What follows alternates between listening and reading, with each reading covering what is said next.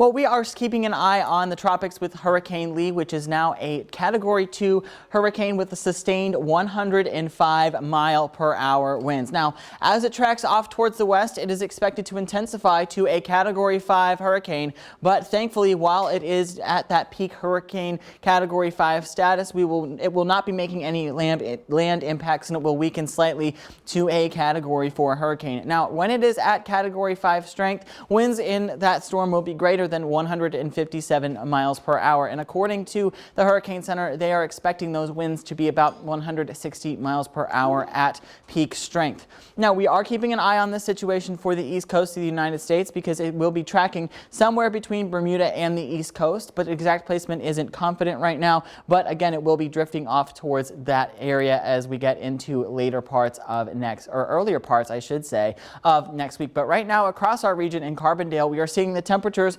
right now into the low 70s with about 69% humidity. So overall, not a bad morning out there. And elsewhere around the region, we are seeing those temperatures into the upper 70s for some of us down in Union City and in Kennett. But off towards the north around Carbondale and Harrisburg, we're seeing temperatures in the low 70s and even hanging on to the upper 60s in Mount Vernon. So overall, not too bad out there.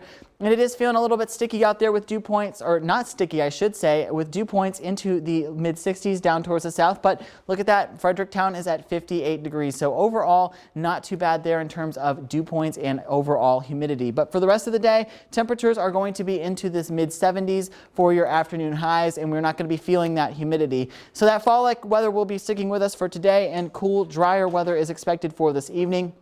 But hazy conditions are possible with that northwesterly wind bringing some smoke from Canada. So again, not anything that will be impacting your day too much, but it is definitely something to be aware of for your afternoon. Highs today, again, as I was saying earlier, are going to be into the mid to upper 70s. A few of us may hit 80 down in Poplar Bluff and in Canada, but overall, most of us are going to be remaining into the upper 70s. And overnight tonight, temperatures will be dropping into the low 60s and maybe even a few upper 50s with partly cloudy skies to start your day tomorrow morning. So overall, not bad temperature-wise. And tomorrow's highs are going to be into those mid 70s and then into the upper 70s for later in the day. So overall, not too bad, but the breezy conditions are expected for this afternoon with peak wind gusts of about 10 miles per hour possible. But after that, temperatures or dew points and humidity values will be very, very low and feeling very, very pleasant out there. So overall, that is not bad news there. And temperatures for the next few days are going to be hanging out into those low 80s and upper 70s. So overall, not a bad